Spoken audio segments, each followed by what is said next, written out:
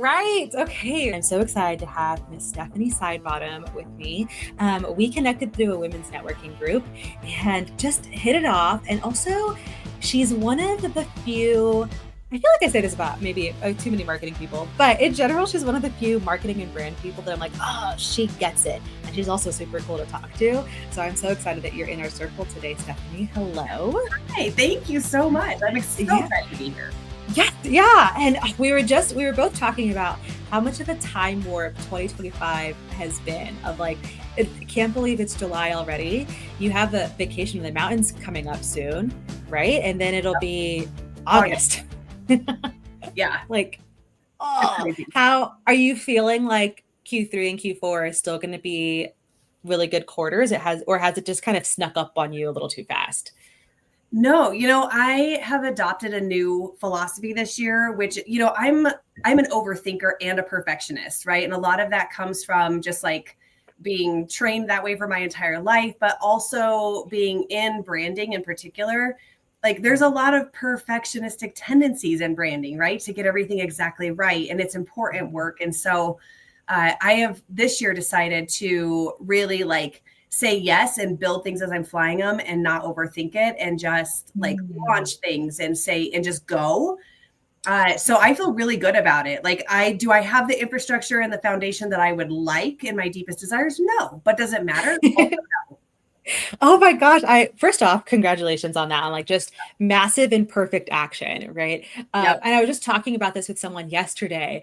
And usually I don't get into like the whole men versus women sexist conversation, but something I realized with myself as well of like, women have a tendency to want everything lined up and we have to have all the pieces in place before we go take this action or before we go launch. And that does such a disservice. Whereas more often in general, men will tend to just like go for it, right? Yep. And then figure it out as they go. Yep. And we have a tendency to judge them for doing that. And it's like, it kind of works. Like just go do it, like test the market and get out there. So yes. What's the launch that's coming up for you? Is that top secret or can we dive into that? Okay, well, there's a few. That's kind of a loaded question because it's like what launches? There's so many launches. Yeah. That's the crazy part. And for a lot of I've been in business for 10 years, and for so much of that, I think a lot of it comes from a lack of confidence, especially in the beginning, where it's like I am afraid to put myself out here with this new thing, and so I'm going to make sure that it's perfect and I love it so much before I release it out into the wild. And I need a website and a funnel and content. And I need to like be prepping people and like teasing the idea out before I do the thing.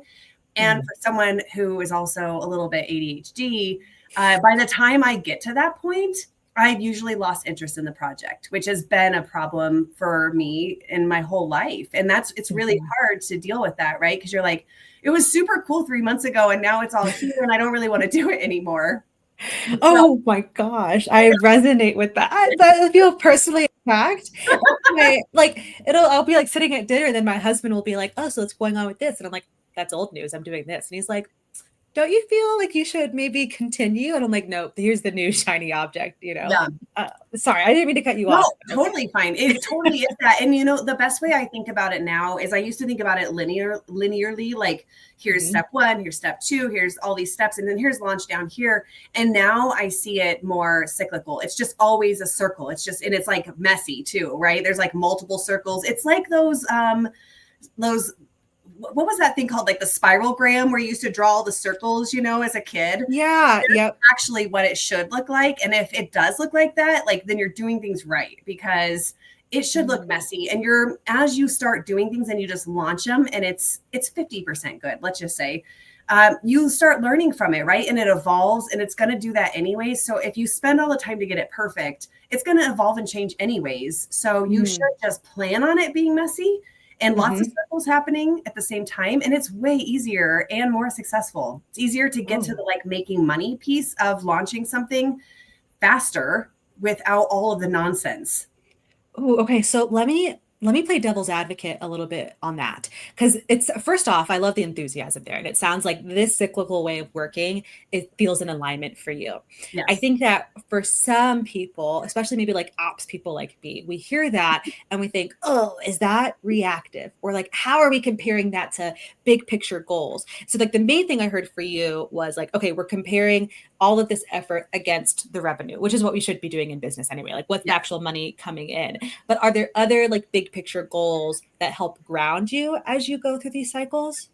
Yeah, I actually, the way that I've started doing it, which has been really helpful for me, is to actually identify the activities and the things I need to do to move the needle forward.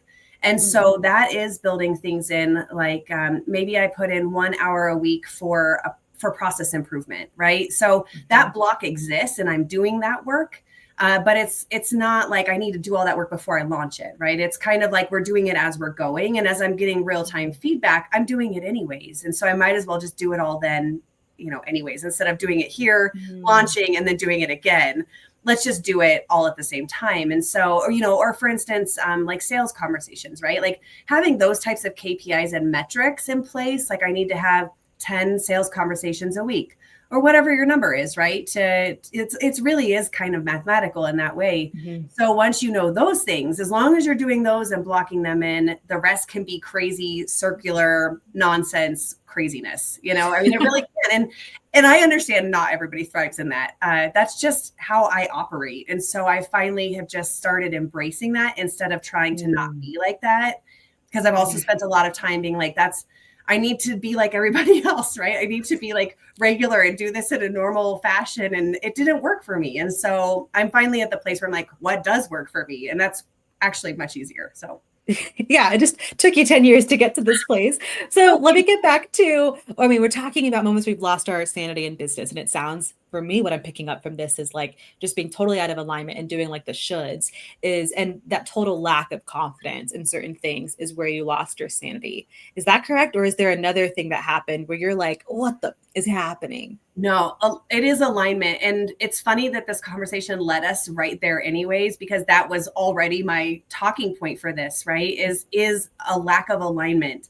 And this is really important. I think most people in business spend so much time trying to do things like everybody else, right? Because in the beginning, you start out with some sense of imposter syndrome. I think everybody in business does, right? Like especially moving from a corporate job or something else, small business to business ownership, you're like, I don't really know what I'm doing, because you don't. And so you fall into this path of just doing things that other people do. You hire a coach, or you go to classes, or you follow people online and you watch what they're doing. And then you're like, that's the right way to do it, so I'm going to do it that way. But what that does, especially if it's really not in alignment with you and you're not honoring that, then you kind of like start to veer off. And let me tell you what the end of that looks like. Once you've gone like that, then, what happened to me is I ended up in a spot where I was like, I have built something that I don't like. It actually feels like a prison to me. And so now I've built myself this really lovely prison to live in, and that's not going to work for me anymore. And so I had to completely kind of burn that down and start over again, which is what happens in business anyways. I think we all do that sometimes, right? But I had to go back to the drawing board and be like, what would it look like if I did it the way that feels right, that feels in alignment for all things, not just what do I want to be doing, but how do I want to be doing it? And what styles do I want to be doing it in? And who do I want to work with? And having choice in that instead of shoulds, if that makes sense. Yes, yes. And so, oh my gosh, what you're describing is, oh, I've had this as well in business, and a lot of my clients have had this, and I found that the word that resonates the most is resentment. So you've come to now resent your business when it was supposed to be like this hopeful, beautiful thing where you're like fulfilling all your dreams and goals, right? And then you're like, I built something that I actually really don't like, and that's happened to me. And I like had to totally tear things down. I had to take a total year off of coaches and programs and courses. I'm like, I know I have some kind of smart intuition in business. Like I just need to trust that and stop listening to all these outside voices. But I also want to go back to you said that you feel like an imposter, and like kind of everyone feels that way. And Yeah. I heard it was like some podcast clip of a psychologist, and he's like, yeah, you should feel like an imposter. Like, why would you not? You're going into something new, and as your business evolves, now you're doing something else that's new, and you haven't done that before. So obviously, you're going to feel like an imposter. It doesn't Mm-hmm. make it a bad thing. It doesn't mean that you're not smart or capable of it. It just means you haven't done that before, and you got to get comfortable in that discomfort. So, Yes. what was that? I think also I want to know like what part of that of finding alignment took the longest of like, this still feels uncomfortable. It took a while to feel good in this area. Oh, you're going to love this answer because it's so simple. Before I give you the answer, though, I want to just go back and say it for anybody who is listening to this, don't let this scare you, right? Like all of these lessons, these starting overs, the first imposter syndrome is the hardest, right? The second one's easier, and the 10th one is way easier. You're like, oh, I just have imposter syndrome. It Like, gets whatever. easier. You're acquiring skill sets and other things and experience along the way, which you cannot, there's no training, there's no coach, there's no anything in the world that can replace that. So it is always still worth it, in my opinion. But here's the answer.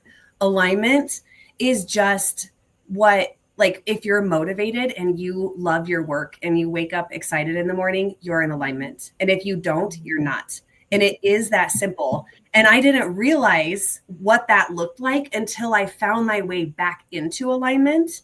And I was Mm. like, I don't have a motivation problem. I am not lacking momentum. I was just not in alignment because when you are, everything feels good. You're so inspired. You don't have to talk yourself into doing the task. So if you're struggling in that and you're like, I don't want to do this, I am dreading this, and you're procrastinating and you're putting things off and you don't feel good and you just want to go, swimming all summer, like that's great. And we all need breaks. But if you're not feeling that passion and that fire and that drive inside of you, then you're out of alignment in some way. And it is that simple. And just like Yeah. keep working towards making it so that it is there. Once you find it, then you'll be like, oh, look at this contrast. This is amazing. Like now I'm here and then here I wasn't. Yeah, you know what's awesome about having like a simple thing like that is it makes it really easy to catch the warning signs. Like Yeah. for me, I know, oh, if I'm scrolling too much on social media, it's because I'm trying to dissociate. It's because I'm spending too much time on things that I don't like. And like so it's like it's so much easier to catch like those little pop-up flags of like, you got to change something. And for me now, when I am in alignment, which also is so interesting because I also want to say like I despised this word for so long. I've talked about this in other content because like I felt like alignment was so jaded and like a lot of life coaching circles. And I was like, just get out of here. And then I was like, oh, I'm out of alignment. Oh goodness. But for me, now that I do like I have aligned my business to work for me, I'm like I love Mondays. So when people say like, oh, I need a longer weekend, I'm like, oh, that kind of sucks. Like, I'm Mhm. sorry that you feel that way. I love Mondays. I love showing up for my clients and going to work, and my weekends are still my weekends and like filled with fun. But I'm like, why would if I didn't like what I was doing, then change what you're doing, right? Yeah. Well, and it's not necessarily like rewrite the entire script or change your entire business model. Maybe it's just like here's a really good example. I'm not naturally inclined to love sales. Like it's just not my number one, right? I am a creative. I love creating things. I love, planning them and playing around with them and experimenting and designing. And so sales is not right up there in my top. But I've started doing things like, okay, I'm not feeling super excited about this, but I have this sales block. So now I have one of my AI bots program to help me with this. But I've started, it's almost like gamifying it, right? Like Mm-hmm. how could sales feel fun for me today? Like here's my goal. Here's what I need to do. Make this more fun for me. And I have a sales bot that is trained on that to help me gamify, help me make it feel more fun. And it has an endless amount of ideas. Some of them are for me, some of them aren't. But that's just like one way where you're not totally like changing everything, but just like, how could this be better?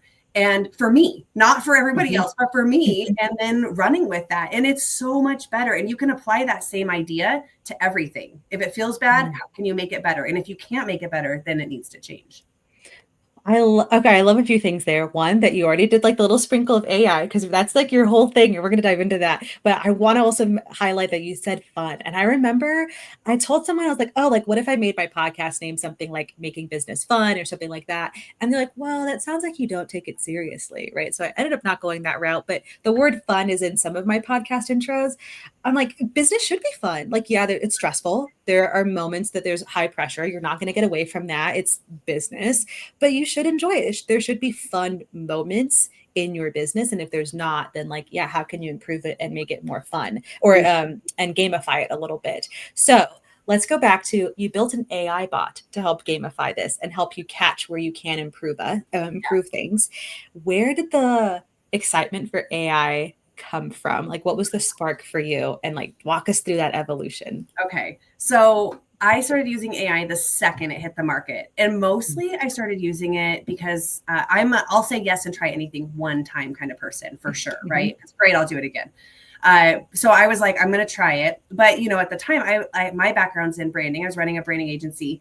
And so I was like, I'm going to use this because first of all, I want it to help me. But second of all, I want to know it so well that I can defend my place in this world and not have it take my job. I want to be able to prove to people that I'm still better than AI. And so that's how it started. Quickly realized like within a few weeks, the power of it. And so we started building custom bots for our branding clients and using that. At first we weren't using them to really like create branding foundations or things like that. We were using it to like help us write about us copy for a website page, right? Or the things that are really hard if you aren't in an industry to know about. So we were using it to help with research and verbiage and things like that. And over time that evolved. And really, for me, the aha moment was right around the new year of this year. I had already built a bot that was it was actually a personality bot. So it was programmed with like all of the things about me, right? So I plugged in my Myers-Briggs and my Enneagram and my disc and my strength finder. And I'm a little bit on the woo scale. So I threw in some of the woo stuff and like my human design and things like that. Right. And you can customize that to however you would want to do that. So it was like a Stephanie bot. It just knew me and it knew, my preferences and how I think. Yeah. And so I actually used it to do some goal setting. And I started, throwing in my goals for the year. And I started having it work with me to create those KPIs I was talking about in the beginning about like, how much time do I need to spend each week doing certain things to be successful and hit these goals? And so I was using it very, this is really like kind of like, to me, I would say that's kind of boring. But then, over a few days, I started to have this idea of trying to ask my bot to help me solve this problem that had been plaguing me for probably years at that point, which is what is my personal brand? And, as I've moved out of agency, because that was the prison in a lot of ways, and into this new, like, what's next? What now? How do I use what I've done and start building new things? I realized that like my personal brand wasn't clear because I have all of these different interests. I'm multi-passionate. I have lots of different things going on, multiple businesses. And so I started throwing all that in. And the work that I did with AI in that moment, like the answers and the clarity and the cohesion it gave me, because it knew so much about me at that point, and it knew where I was going. It knew what I wanted to do by the end of the year. It was like, here's a plan built for you. And I am not joking. I cried. I was like, this is the most amazing work I've ever done with any person, coach, myself, anything. And it was my AI bot, but it was because it was like, we know all these things about you, and here's how this is going to work for you. And it was so aligned and so cohesive. And I just like, I took that and ran with it, and I haven't stopped.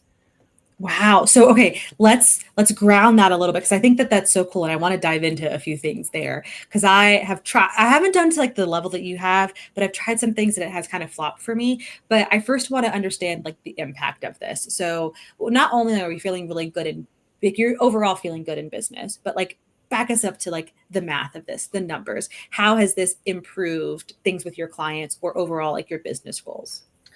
Really, it helped me understand how I should position myself to be the person running all of these different businesses, to embrace that, and to give me kind of like parameters of how to exist. I was at the time at that point, I was really struggling with my identity. Before that, I was Stephanie who ran this branding agency, and I could show up that way, all the time. But as I was morphing into wanting to do new things, my bot actually was like, here's your most winning ideas, right? You've got all these ideas. Here's the things that are really important. And the thing that it really did is it showed me the power of AI and a different way to use it, right? We're not talking about time savings and efficiency and writing content and blogs and things like that, right? This was like soul level work of an evolution of me as a human being. I felt like last year was real rough for me, a lot more than just my agency burned away. And so I was feeling this like Phoenix rising energy anyways, like it's my comeback year. Yeah. And that's what it helped me build, was the plan for that, right? Like, how do I show up in this space? How do I use this? Like, as I'm seeing this, this work with AI coming to fruition, how do I turn this into something that will help people? And realized pretty quickly that my mission and my why, while branding is still very important and it's a part of everything I do, because I think that foundational strategy, whether it's personal brand or business brand or any brand, it's like at the center of the universe. But the mission became using AI to empower business owners, and quickly realizing that if business owners and business teams and companies don't get on board with AI in a way that feels really good and humanizes it, and isn't just like this us versus them kind of mentality, which a lot of people have. There's a lot of fear around this. We're going to be left behind. And so that became my mission in this, is like, this is so important and I have to bring this to the world. Oh, yeah. I mean, I just saw a LinkedIn post this morning of like, oh, I did this and it might not be good, but at least it's not AI. And I'm like, I don't know why that's a shout out for, like, why do you feel good about that? Right. Like, just because you're kind of anti-AI, that like the rest of the world is still going to move forward with this, because there are such impactful benefits for business and personal ramifications there. Like, you're going to get on board or like be left in the dust. And so let's go back to, like you said earlier, you despise sales, that's really hard, but I see such passion around this. So like, the sales also feel easier to do now that you are in total alignment. Yes. Yeah, it's so easy. I mean, even, for the naysayers out there, right? Like coming from an archetypal world, right? Which we use archetypes in branding, right? Mm-hmm. So let's just pick an archetype to give a really clear example here. Let's pick the hero, because everybody understands the hero, right? So the hero has great strengths of liberation and rescuing people, and they care, and they live in integrity, and honesty is important, right? Those are the strengths of the hero.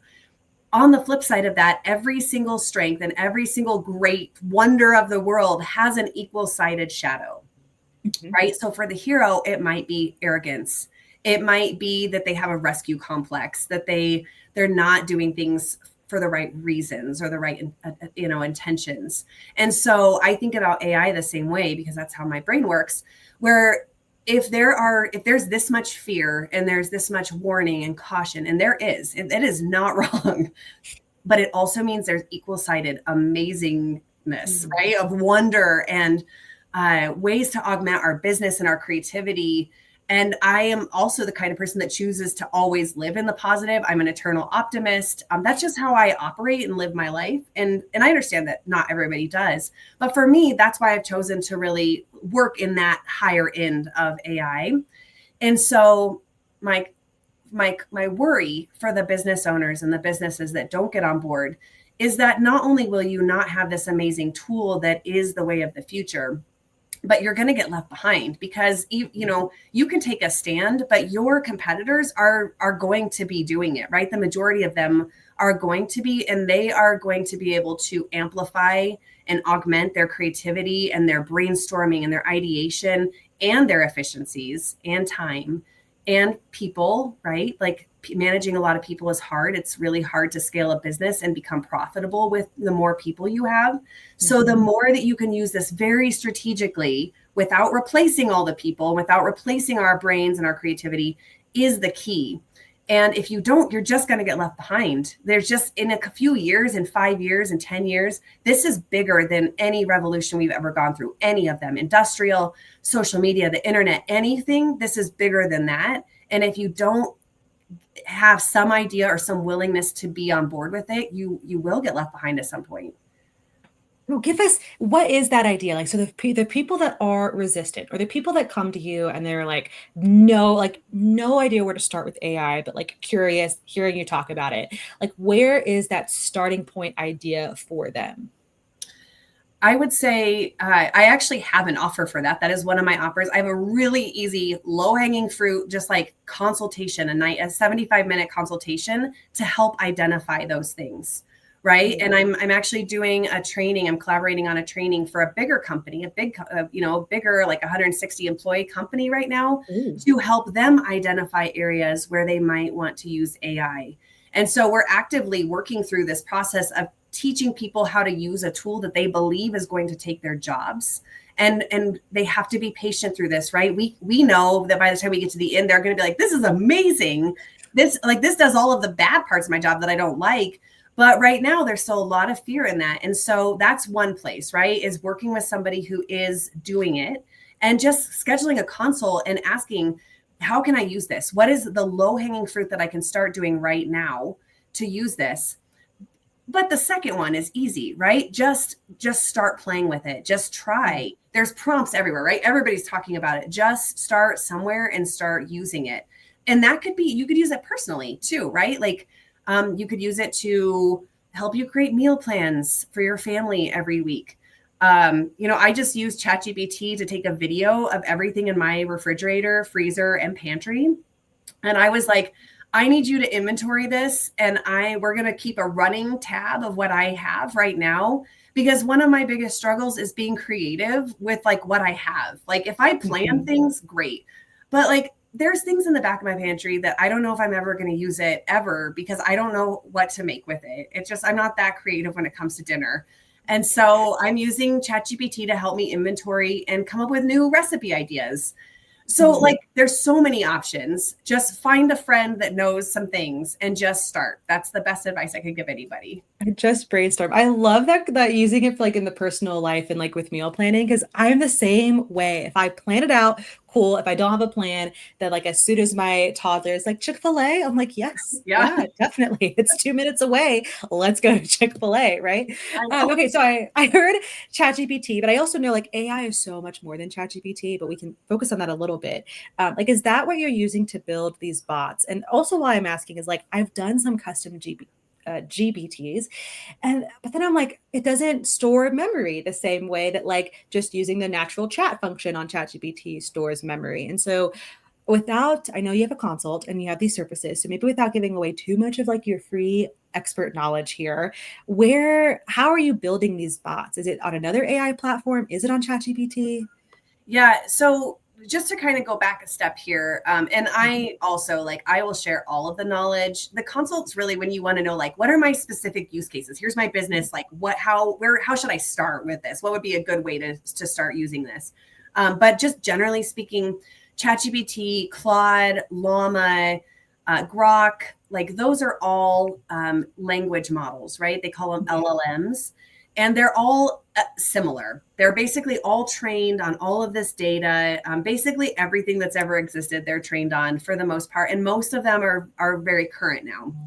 And so what you're doing is you're accessing information in a different way, but they're not trained. It's not just a memory thing. They're not just trained on like, here's all of the encyclopedias of the world and every web page that's ever existed. They're actually trained on reasoning, which is why this is such a new technology and a new way to see things, is that they're being trained on like basically brain function almost, right? Like how to reason and how to not just go find an answer somewhere, but to maybe take all the answers and then like come up with kind of a synopsis for that set of data. And so it's the part where it's taking it and doing something by itself of like, Mhm. okay, here's all this information. I'm going to apply this and give you a better answer is really the magic of it.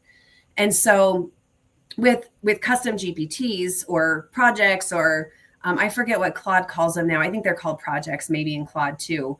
But it's essentially the same thing where you're training it. It's the amount of training that's going into the back end that's going to reflect the output that you're getting.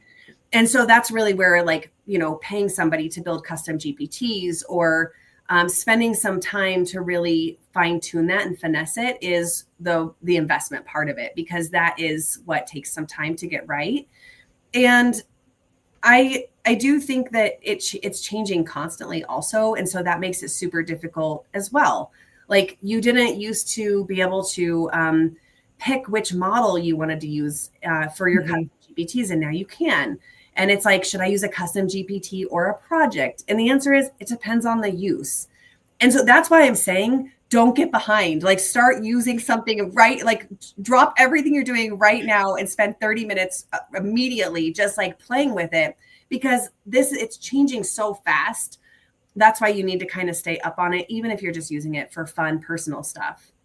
Oh man, but even on that, I feel like that's like another area where like people can once again lose their sanity in business. Like I was just like someone yesterday, like I feel like such a grandma when it comes to AI because it does feel so difficult to keep up with. So like what are like when it is constantly changing, what are the strategies there? Because I think also some people like you could just end up feeling hopeless, like it's impossible to keep up with. But you Mhm. seem to have found the way. Is that just like playing with it every day, or are there other strategies there? That's a really good question. And I have a great answer. Again, this is something I used to just absolutely torture myself with, was like, how am I going to learn all this and read all these things I want to read in these newsletters and play time and all of that? Here's my answer for me. This is what works for me. Again, going back to alignment, right? What works for you? Think about this. What would feel really good? How would it feel great for you to learn this? For me, I have now blocked in my calendar 30 minutes every day where I spend 15 minutes learning and 15 minutes playing. And every Okay. once in a while, I'm like, oh, this is so good. I'm going to spend all 30 minutes learning. And I just bookmark things. I put them into a folder. And so certain newsletters I found, podcasts, whatever it is, that's one of my KPI numbers, is that I spend 30 minutes a day trying something, learning something, listening to somebody, reading something, whatever it is. And that's all I've needed. Honestly, I mean, and that's my work also. So I'm playing around and learning there as well. But really, even without that, if I just spent the 30 minutes a day, you would be ahead of 85% of all people. That's really all it takes. So how, with that, like learning every day, I again, I'm going to go into like the devil's advocate part here of like, how do you avoid that shiny object syndrome? I know before we said, hey, we want that cyclicalness and we have some grounding goals, but I feel if I were to like block out, and maybe again, maybe this is just like that Stephanie strategy, Sam needs a different strategy, our listeners need a different strategy, whatever. But like if I were to do 30 minutes every day, I think that would super easily creep into like, oh, now there's like 2 hours of this. And then like, here's this new idea and another new idea. So how do you still avoid the shiny object syndrome there? It's kind of like how I probably think that R&D departments work, right? Like, I see this as like, let's picture like a Trello board. I forget, is that like what do they call those types of boards? Like a A Kanban. Kanban. Yeah, that's it. Yeah. Yeah, I'm not a real big chart person, if you couldn't tell. But like, let's picture that in a Kanban format, right? So that's where I had to add in. At first, I just started with 15 minutes of learning. I added in the 15 minutes of playtime because I want to go, like, that is my shiny object time. And when I get that out of my system early on in the day, I actually tend to focus better the rest of the day. So for me, that works really well. But here's kind of how it works. I spend 15 minutes, I learn something. Either it's something I've already been working on and I just like elevate it, or maybe it's a totally new concept, a new software. And then if it's like I spend the 15 minutes, I kind of play in it, I check it out, I see the pricing. If it's a worthwhile thing and I'm like, I'm going to create an atomic newsletter today using this AI software, like I could go down a rabbit hole and spend all day doing that, which every once in a while I do. Or I can move it to the next board over, right? Where it's like, this is a good idea that I would like to implement. For me, I give myself a few days to make sure the idea sticks because I know myself. And if it kind of makes it through the different boards, right, it moves down the line, like, yes, I still want to do this, then I build it into my marketing plan. Like, I'll do this in my marketing block next week. And so that's how I've structured that. This goes back to my intro for Stephanie of like, you are a brand creative, you're a little bit woo, but you still are so grounded and like find structured approaches for things, which I think a lot of people are missing that. Or again, they go into like the shoulds and like, what are other people doing, right? Rather than like what feels in alignment to you. So I, oh man, I love that you have that for yourself. Cause also for my, I posted about this maybe last week or something of like, I am the cobbler's kids have no shoes. I'm so good at systems and organization for other people. And then when it comes to like my own Monday.com boards, it's like, what is Sam focused on? What is she doing? I don't know sometimes. Right. And I struggle to implement structure for myself. And then I just like shiny object my way through things.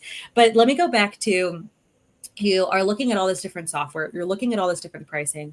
Are you comfortable sharing like what your pricing investment maybe month to month right now is on different AI software? Because I think that's also a thing for me of like everything's so value pricing driven that, and they all sometimes have like features that overlap.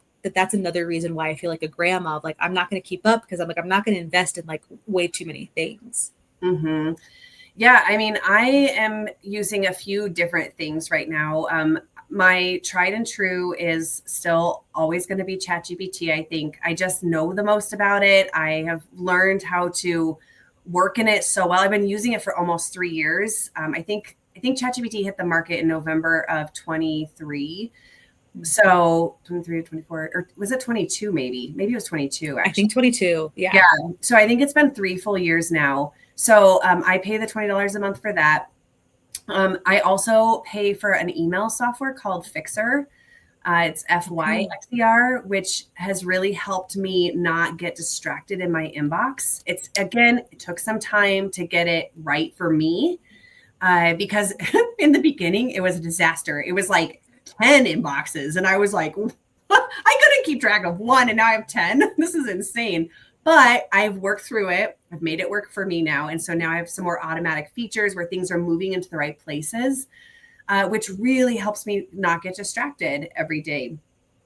There's some other super cool softwares that I jump in and out of, and there's tons of free options. Like, can I just tell you a couple of my favorites? Oh, yes, please. Okay. So Notebook LM is a Google product. And Notebook LM, it kind of works like ChatGPT, where you can dump in a bunch of different information. So let's just say I am trying to learn a new skill, right? Like I'm trying to learn how to put together an atomic newsletter. Let's just use that because I am. And I have all of these different blog posts and emails that I got from people, some other newsletters. Maybe there's like a 20-page like freebie download that I got. And I have all this information, and maybe I even have a podcast, right? I put all of this into Notebook LM, and then Notebook LM will actually turn it into a like AI podcast for me to listen to as I'm driving. That's like teaching me about all of this data that I just dumped in here. So I dumped in 10 resources, and now Notebook LM I'm listening to it like a real podcast about two people talking to me about exactly all of those 10 things I just dumped in there. That is so interesting. You have your own personal course podcast thing to learn. Yeah. Oh wow. Okay, I'm definitely gonna do that. Okay, so that you got Fixer, you got ChatGPT. You're using Notebook LM, which is that part of Google Workspace, like already in that subscription? I don't use Google Workspace, so I'm not totally sure, but it's like probably it's definitely accessible if you just Google it. Like it's in the Google area. But yeah, I'm sure you can find it from there. Sorry. That's okay. It's in the Google verse. That's sufficient. Okay. What other software has like blown your mind? So there's another one. There's another one called Gamma, which is GAMMA, which Gamma basically takes, you can work with your language model, GPT or Claude or whoever, and create, like, let's just say you're creating training for some training you're going to do. Like a good example of this is in a networking group I belong to, the one that we're in together, the Dames. I got a call last minute that was like, somebody just can't do this training. Can you put together a 20-minute training for today in like 2 hours about AI and branding and all of this stuff? And I was like, this is a great opportunity. I have no time, but I have like 20 minutes. And I literally went to ChatGPT and I was like, I used, I have a custom bot built for this world I'm in, right? This brand archetypes and AI and how to kind of how to humanize your AI bot. So I went into that bot. I said, here's the problem. I need to do this 20-minute presentation. It's last minute. So, I need basically the structure, the layout, and a worksheet.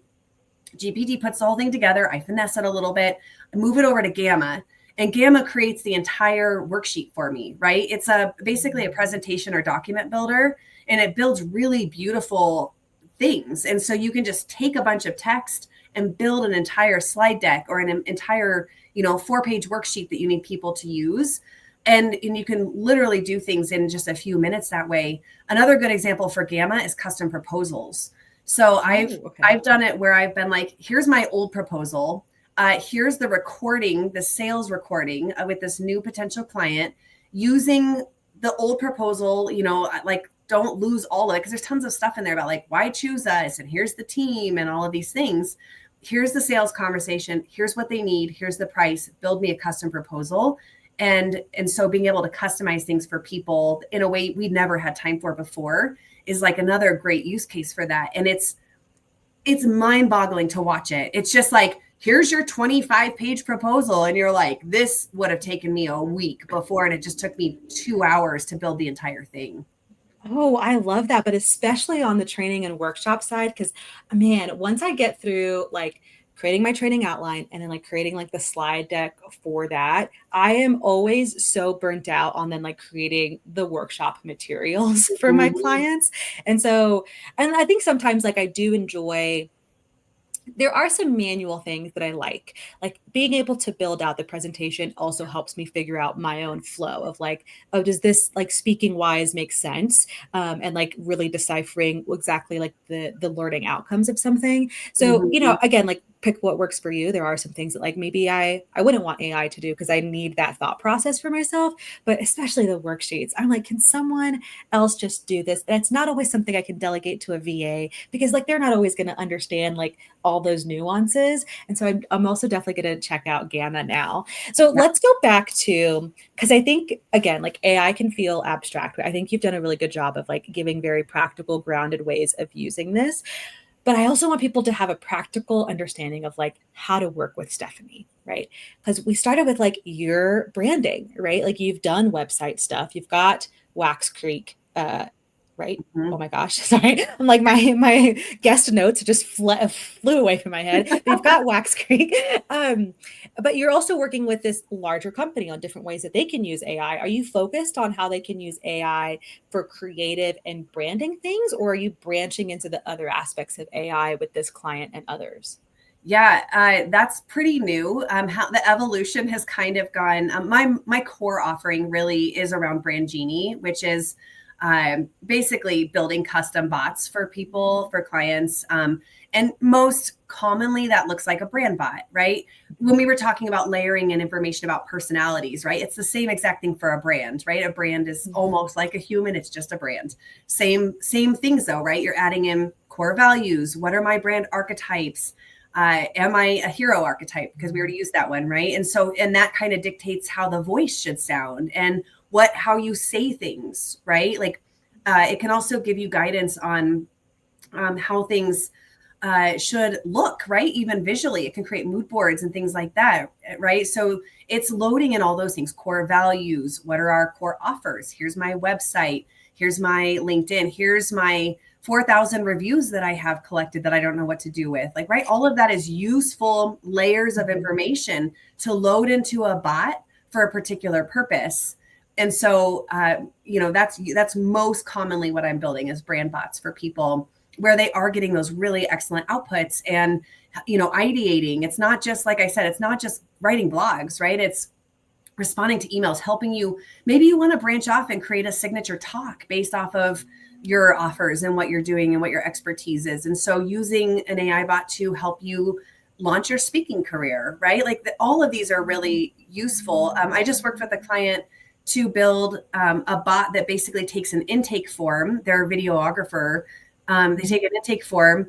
It doesn't just like output it to a new form, right? There's creativity in the middle. So the bot actually brainstorms a creative shot list, and then puts it into a very specific format for them to use, where they're still fine tuning and tweaking, right? There's always place for human creativity and augmentation in this, but now they're getting way better results, and they're just taking out all the busy, tedious work in the middle.